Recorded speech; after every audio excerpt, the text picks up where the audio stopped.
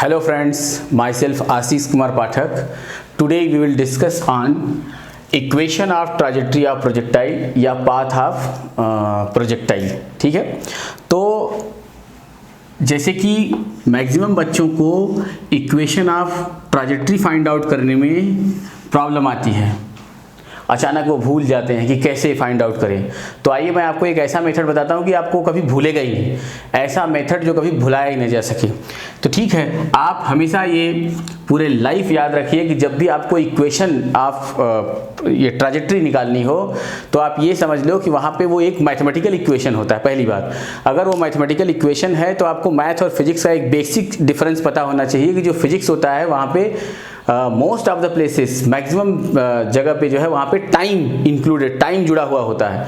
और मैथमेटिक्स में रेयरली आपको कहीं टाइम मिलता है, नहीं तो हर जगह क्या होता है कि केवल वो एक अलजेब्रिक इक्वेशन होता है, मतलब वहाँ पे टाइम नहीं होता।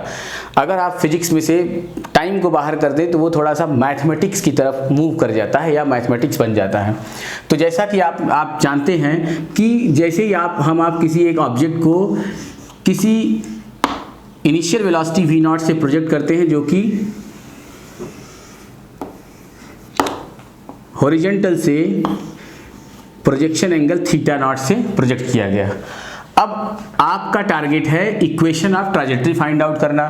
तो इक्वेशन ऑफ ट्राजेक्ट्री में क्या है, ये एक्स वाई प्लेन पर है, ये जो मोशन हमारा है ये एक्स वाई प्लेन में हो रहा है। इसका मतलब कि अगर हमें एक्स एक्सिस से रिलेटेड अगर कोई इक्वेशन मिल जाए और वाई एक्सिस से रिलेटेड कोई इक्वेशन मिल जाए, उन दोनों को मैं मर्ज कर दूं तो वो एक एक्स वाई प्लेन जो इससे रिलेटेड इक्वेशन दोनों हो, उनको मर्ज करने पर हमें जो इक्वेशन मिलेगी वही हो जाएगी इक्वेशन ऑफ ट्राजेक्ट्री।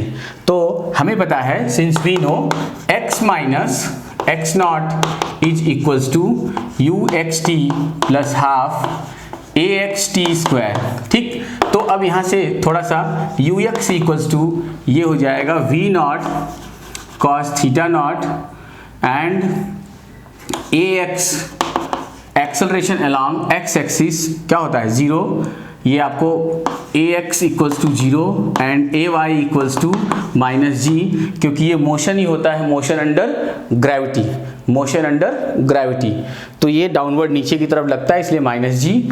अभी देखना आप कि जब आपने इनिशियली ये जो यहाँ पे X naught equals to 0 and Y naught equals to 0, यहाँ रखते ही वैल्यू क्या आ जाएगी, x minus 0 equals to V not cos theta naught into T after time t, okay, plus 1/2 0 into T square.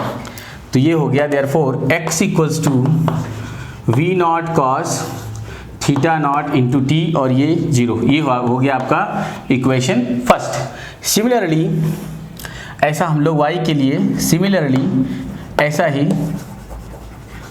y के बारे में देखते हैं। y minus Y naught is equals to U I T plus half A Y T square. अब y naught equals to 0, therefore y minus 0 is equals to, यहाँ से आपको दोनों equation U X equals to V not cos theta naught और ये U Y equals to V naught sine theta naught. तो ये हो गया V naught sine theta naught into T minus 1/2 G T square. Therefore Y equals to V naught sine theta naught into T plus minus 1/2 G T square. ये हो गया equation number second. अगर हम आप बाय एनी मेथड 1 और 2, equation 1 और 2 को क्या कर दें, मिक्स कर दें, मतलब इससे एक सिंगल इक्वेशन बना दें, वही हो जाएगी हमारी एक्स वाई प्लेन वाला ट्राजेक्ट्री इक्वेशन। तो यहाँ से हम लोग जो है क्या कर सकते हैं, टाइम को एलिमिनेट कर सकते हैं। देयरफॉर फ्रॉम इक्वेशन 1 से देखा जाए तो t इक्वल्स टू क्या हो जाएगा, x upon V not cos theta naught. Putting the value of t in equation 2, put the value of t in equation 2।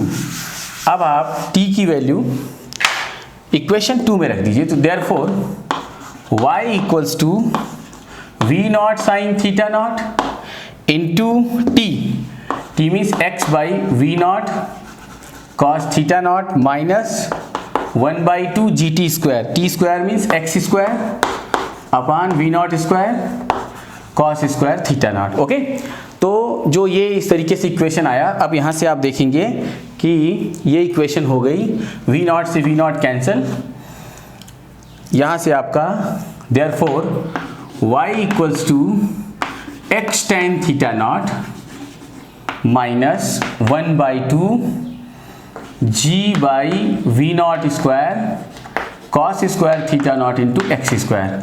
This is required equation of trajectory. This is the required equation of trajectory. Y equals to x tan theta naught minus 1/2 g by v naught square cos square theta naught into x square. ये equation of trajectory है। देखा आपने ये x Y plane, ये इधर x हो गया और ये y with the function of x और जो है यहाँ पे थीटा भी है। ठीक है, तो आपने देखा क्योंकि ये इक्वेशन जो है वेरी कर सकता है थीटा से भी, और एक्स वाई तो है ही, और जी पर भी डिपेंड करता है क्योंकि वो मोशन अंडर ग्रेविटी होता है। तो आपने देखा कि इक्वेशन ऑफ ट्रैजेक्टरी कितने आसानी से आपने फाइंड आउट कर लिया। सिर्फ आपको क्या करना था, एक बार एक्स का इक्वेशन फाइंड करना था, दूसरी बार वाई का, फिर उन दोनों में जो कॉमन पैरामीटर था उसको क्या करना था, एलिमिनेट कर दिया। तो एक्स और वाई के टर्म में हमें एक इक्वेशन मिल गया जो कि इक्वेशन ऑफ ट्रैजेक्टरी हो गई। तो देखा आपने कितना ईजी है, आपने फटाफट इसको सॉल्व कर दिया, 5 मिनट के अंदर आपने इसको सीख लिया जो है। अब आप सोचो कि अगर आपको इसी तरीके से पूरा फुल कोर्स, पूरी फुल फिजिक्स सीखनी हो तो आप अभी डिस्क्रिप्शन में दिए गए लिंक पे जाके क्लिक कीजिए और क्लिक करके आप वहाँ से मेरा पूरा साल भर का आप कोर्स खरीद सकते हैं जो कि बहुत ज़्यादा रीजनेबल रेट पर है। तो आप हमारे पूरे साल का कोर्स खरीदिए और ऐसे लॉजिक और ट्रिक्स सीखिए कि जिससे आपको कभी वो डेरिवेशन भूले ही नहीं, और वो न्यूमेरिकल सॉल्व करने में लोगों को प्रॉब्लम आती है वो भी आपको कभी प्रॉब्लम ना आए। आप जो भी एग्ज़ाम दें उसमें आप बहुत अच्छे रैंक से जो है सक्सेस पाएँ। ओके, तो आप डिस्क्रिप्शन में जा करके उस लिंक पर क्लिक करके आपको सारी इन्फॉर्मेशन मिल जाएगी, आप मेरा पूरा 1 साल का कोर्स खरीद सकते हैं बहुत ही रीजनेबल रेट पे। ओके बच्चों, थैंक यू, बाय।